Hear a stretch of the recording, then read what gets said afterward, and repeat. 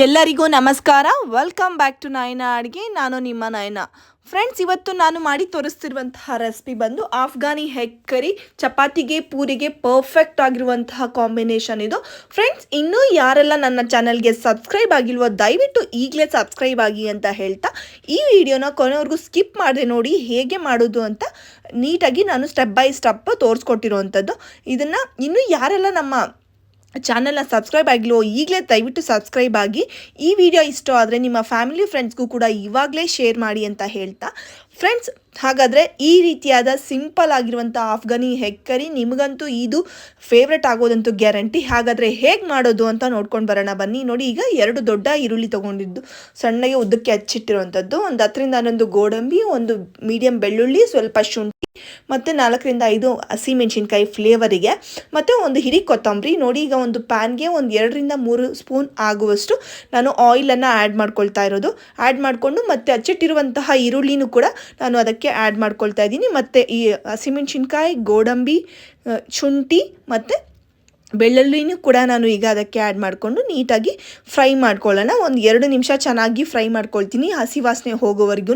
ಚೆನ್ನಾಗಿ ಹಸಿ ವಾಸನೆ ಹೋಗೋದ್ರಿಂದ ನಮಗೆ ಗ್ರೇವಿ ತುಂಬಾ ಟೇಸ್ಟಿಯಾಗಿ ಬರುತ್ತೆ. ಅದಕ್ಕೋಸ್ಕರವಾಗಿ ಚೆನ್ನಾಗಿ ಫ್ರೈ ಮಾಡ್ಕೊಳ್ಳಿ. ಒಂದು 2 ನಿಮಿಷ ಹೈ ಫ್ಲೇಮಲ್ಲೇ ಇಟ್ಟು ಮಾಡ್ಕೊಳ್ಳಿ, ಲೋ ಫ್ಲೇಮ್ ಏನು ಅವಶ್ಯಕತೆ ಇಲ್ಲ. ಚೆನ್ನಾಗಿ ಫ್ರೈ ಆದಮೇಲೆ ಹಾರೋದಕ್ಕೆ ಬಿಟ್ಟು ನಾವೀಗ ಅದನ್ನು ಗ್ರೈಂಡ್ ಮಾಡ್ಕೊಳ್ಬೇಕಾಗುತ್ತೆ. ನೋಡಿ, ಒಂದು ಹಿಡಿ ಆಗುವಷ್ಟು ಕೊತ್ತಂಬರಿಯನ್ನು ನಾನು ಮಿಕ್ಸಿ ಜಾರಿಗೆ ಹಾಕ್ಕೊಂಡು ಇದನ್ನು ನಾನು ಫ್ರೈ ಮಾಡಿಟ್ಟಿರುವಂಥದ್ದನ್ನು ಮಿಕ್ಸಿ ಜಾರಿಗೆ ಹಾಕ್ಕೊಂಡು ತಣ್ಣಗೆ ಆದಮೇಲೆ ಮಿಕ್ಸಿಗೆ ಮಾಡ್ಕೊಳ್ಳೋಣ.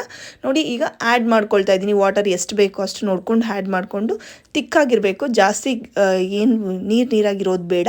ನೋಡಿ, ಈ ರೀತಿಯಾಗಿ ನುಣ್ಣಗೆ ಗ್ರೇವಿ ಟೈಪು ನಾನು ನುಣ್ಣಗೆ ಮಿಕ್ಸಿ ಮಾಡ್ಕೋಬೇಕು. ನೋಡಿ, ಈಗ ನಾನು ಒಂದು 7 ಹೆಗ್ ತೊಗೊಂಡಿದ್ದೀನಿ. 3ರಿಂದ 4 ಜನಕ್ಕೆ ಆಗುವಷ್ಟು ನಾನು ಗ್ರೇವಿ ಮಾಡ್ತಿರೋವಂಥದ್ದು. ನೋಡಿ, ಈ ರೀತಿಯಾಗಿ ನೀಟಾಗಿ ನಾನು ಎಲ್ಲ ಹೆಗ್ಸ್ನೂ ಕೂಡ ಈ ರೀತಿಯಾಗಿ ಕಟ್ ಮಾಡಿ ಇಟ್ಕೊಂಡಿದ್ದೀನಿ. ಸ್ವಲ್ಪನೇ ಕಟ್ ಮಾಡಿ ಇಟ್ಕೊಂಡಿದ್ದೀನಿ. ಅದು ಯಾಕೆ ಅಂದರೆ ಚೆನ್ನಾಗಿ ಗ್ರೇವಿ ಎಲ್ಲನೂ ಉಪ್ಪು ಖಾರ ಇಟ್ಕೊಳ್ಳುತ್ತೆ ಹೆಗ್ಗೆ ಅನ್ನೋದಕ್ಕೋಸ್ಕರವಾಗಿ. ಮತ್ತು ನೋಡಿ, ಅದೇ ಬಾಣಲಿಗೆ ನಾನು ಫ್ರೈ ಮಾಡ್ಕೊಂಡಿರುವಂತಹ ಬಾಣಲಿಗೆ ಒಂದು ಸ್ವಲ್ಪ ಎಣ್ಣೆಯನ್ನು ಆ್ಯಡ್ ಮಾಡ್ಕೊಳ್ತಾ ಇದ್ದೀನಿ. ಆ್ಯಡ್ ಮಾಡ್ಕೊಂಡಿದ್ದು ಆದಮೇಲೆ ಒಂದು 1/4 ಚಮಚ ಆಗುವಷ್ಟು ನಾನು ಅರಿಶಿನ ಆ್ಯಡ್ ಮಾಡಿಕೊಂಡು, ಒಂದು 1/4 ಚಮಚ ಆಗುವಷ್ಟು ಖಾರದ ಪುಡಿನ ಆ್ಯಡ್ ಮಾಡಿಕೊಂಡು ಅದನ್ನು ಚೆನ್ನಾಗಿ ಮಿಕ್ಸ್ ಮಾಡ್ಕೊಳ್ತಾ ಇದ್ದೀನಿ. ಚೆನ್ನಾಗಿ ಮಿಕ್ಸ್ ಆದಮೇಲೆ ನಾವು ಬಾಯ್ಲ್ ಮಾಡಿ ಇಟ್ಕೊಂಡಿರುವಂಥ ಎಗ್ಸನ್ನು ಅದಕ್ಕೆ ಆ್ಯಡ್ ಮಾಡಿಕೊಂಡು ಚೆನ್ನಾಗಿ 1ರಿಂದ 2 ನಿಮಿಷ ನಾನು ಚೆನ್ನಾಗಿ ಫ್ರೈ ಮಾಡ್ಕೊಳ್ತೀನಿ. ಎಣ್ಣೆಯಲ್ಲಿ ಜಾಸ್ತಿ ಏನು ಫ್ರೈ ಮಾಡೋದು ಬೇಡ, 1ರಿಂದ 2 ನಿಮಿಷ ಫ್ರೈ ಮಾಡಿಕೊಂಡ್ರೆ ಸಾಕು. ಎಗ್ಸು ಆ ಉಪ್ಪು ಎಲ್ಲ ಅದಕ್ಕೆ ಹಿಡ್ಕೊಳ್ಳುತ್ತಲ್ಲ, ಚೆನ್ನಾಗಿರುತ್ತೆ ಅನ್ನೋದಕ್ಕೋಸ್ಕರವಾಗಿ ಅಷ್ಟೇ. ಇದನ್ನು ಈಗ ನಾನು ಸೈಡ್ಗೆ ತೆಗೆದು ಇಟ್ಕೊಬಿಡ್ತೀನಿ. ಅದೇ ಎಣ್ಣೆಗೆ ಒಂದು 2ರಿಂದ 3 ಚಕ್ಕೆ ತೊಗೊಂಡಿದ್ದೀನಿ, ಮತ್ತು 2 ಏಲಕ್ಕಿ ತೊಗೊಂಡಿದ್ದೀನಿ. ಒಂದು 4ರಿಂದ 5 ಆಗುವಷ್ಟು ನಾನು ಇದಕ್ಕೆ ಲವಂಗನ ಆ್ಯಡ್ ಮಾಡ್ಕೊಳ್ತಾ ಇರೋವಂಥದ್ದು. ಫ್ಲೇವರಿಗೋಸ್ಕರವಾಗಿ ಎಲ್ಲನೂ ಸ್ಪೈಸಸ್ ನಾನು ಆ್ಯಡ್ ಮಾಡ್ತಾ ಇರೋವಂಥದ್ದು. ಅದೇ ಎಣ್ಣೆಯಲ್ಲಿ ಚೆನ್ನಾಗಿ ಒಂದು ನಿಮಿಷ ಚೆನ್ನಾಗಿ ಫ್ರೈ ಆದಮೇಲೆ ನಾವು ರುಬ್ಬಿಟ್ಕೊಂಡಿರುವಂತಹ ಗ್ರೇವಿ ಇದೆಯಲ್ಲ, ನೋಡಿ ಯಾವ ರೀತಿಯಾಗಿ ಕ್ರೀಮಿ ಸ್ಟ್ರಕ್ಚರ್ಗೆ ಬಂದಿದೆ ಅಲ್ವಾ.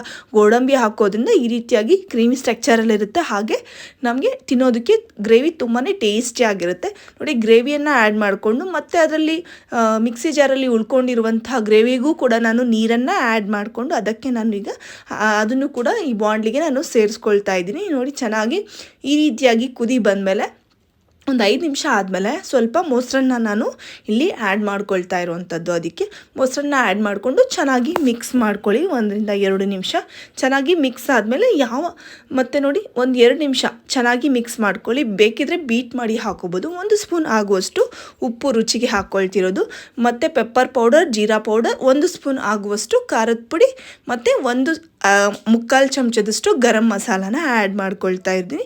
ಆ್ಯಡ್ ಮಾಡಿಕೊಂಡು ಚೆನ್ನಾಗಿ ಮಿಕ್ಸ್ ಮಾಡ್ಕೊಳ್ಳಿ. 1ರಿಂದ 2 ನಿಮಿಷ ಅದನ್ನು ಚೆನ್ನಾಗಿ ಮಿಕ್ಸ್ ಮಾಡಿಕೊಂಡು ಚೆನ್ನಾಗಿ ಕುದಿಯೋಕೆ ಬಿಡಿ. ಉಪ್ಪು ಖಾರ ಎಲ್ಲ ಚೆನ್ನಾಗಿ ಎಲ್ಲ ಗ್ರೇವಿಗೂ ಇಟ್ಕೊಳ್ಳೋ ರೀತಿಯಾಗಿ ಚೆನ್ನಾಗಿ ಮಿಕ್ಸ್ ಮಾಡ್ಕೊಳ್ಳಿ ಖಾರ ಎಲ್ಲನೂ.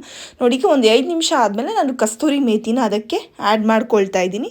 ಕಸ್ತೂರಿ ಮೇಥಿ ಆ್ಯಡ್ ಮಾಡಿಕೊಂಡು ಅದನ್ನು ಕೂಡ ಚೆನ್ನಾಗಿ ಮಿಕ್ಸ್ ಮಾಡಿಕೊಂಡು 1 ನಿಮಿಷ ಅದನ್ನು ಬೇಯೋದಕ್ಕೆ ಬಿಟ್ಟು, ಮತ್ತು ಹಚ್ಚಿಟ್ಟಿರುವಂತಹ ಒಂದು ಸ್ವಲ್ಪ ಕೊತ್ತಂಬರಿಯನ್ನು ಆ್ಯಡ್ ಮಾಡಿಕೊಂಡು ಅದನ್ನು ನಾನು ಚೆನ್ನಾಗಿ ಗ್ರೇವಿ ಎಣ್ಣೆ ಎಲ್ಲ ಬಿಟ್ಕೊಳ್ಳೋವರೆಗೂ ಬೇಯೋವರೆಗೂ ನಾನು ಅದನ್ನು ಹಂಗೆ ಇಟ್ಟು ಬೇಯಿಸ್ಕೊಳ್ತಾ ಇದ್ದೀನಿ ಮೀಡಿಯಮ್ ಫ್ಲೇಮಲ್ಲಿ.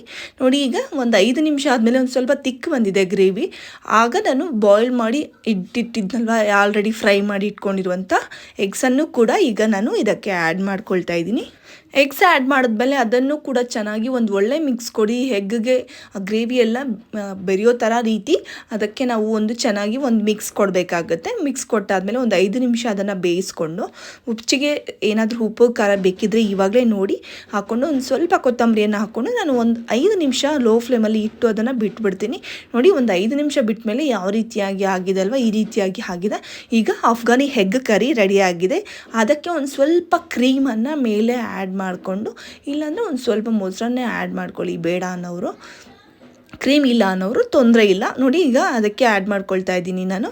ಆ್ಯಡ್ ಮಾಡಿಕೊಂಡು ಈಗ ತಿನ್ನೋದಕ್ಕೆ ರೆಡಿ ಆಗಿದೆ Afghani egg curry. Chapati, paratha, ಪೂರಿಗೆ ತುಂಬಾ ಸಖತ್ತಾಗಿರುವಂತಹ ಕಾಂಬಿನೇಷನ್ ಫ್ರೆಂಡ್ಸ್. ಇದನ್ನು ನಾನು ಮಸ್ಟ್ ಟ್ರೈ ರೆಸಿಪಿ ಅಂತಲೇ ನಿಮಗೆ ಹೇಳ್ತಾ ಇದ್ದೀನಿ. ದಯವಿಟ್ಟು ಈ ಸಂಡೆಗೆ ಈ ರೀತಿಯಾಗಿ ಒಮ್ಮೆ ಟ್ರೈ ಮಾಡಿ ನೋಡಿ. ತುಂಬಾ ಟೇಸ್ಟಿಯಾಗಿ ಬರುತ್ತೆ. ಮನೆಯಲ್ಲಿ ಮಕ್ಕಳು ಕೂಡ ತುಂಬಾ ಇಷ್ಟಪಟ್ಟು ತಿಂತಾರೆ. ಮನೇಲಿ ದೊಡ್ಡವರು ಕೂಡ ಅಷ್ಟೇ ತುಂಬಾ ಇಷ್ಟಪಟ್ಟು ತಿಂತಾರೆ ಅಂತ ಹೇಳ್ತಾ ನೋಡಿ ಈಗ ಚಪಾತಿಗೆ ಒಂದು ಸ್ವಲ್ಪ ಲೆಮನನ್ನು ಅದಕ್ಕೆ ನಾನು ಹಾಕ್ಕೊಂಡು ತಿಂತಾಯಿದ್ರೆ ಸಖತ್ತಾಗಿರುತ್ತೆ. ಗ್ಯಾರಂಟಿ 3 ಚಪಾತಿ ತಿನ್ನೋರು 6 ಚಪಾತಿ ತಿನ್ನೋದಂತೂ ಗ್ಯಾರಂಟಿ, ಅಷ್ಟು ಟೇಸ್ಟಿಯಾಗಿ ಬರುತ್ತೆ. ಈ ರೀತಿಯಾಗಿ ಒಮ್ಮೆ ಟ್ರೈ ಮಾಡಿ ನೋಡಿ. ಈ ವಿಡಿಯೋ ನೋಡಿದ್ದಕ್ಕಾಗಿ ಧನ್ಯವಾದಗಳು. ಮುಂದಿನ ವಿಡಿಯೋಲಿ ಸಿಗ್ತೀನಿ. ಅಲ್ಲಿವರೆಗೂ ಬಾಯ್.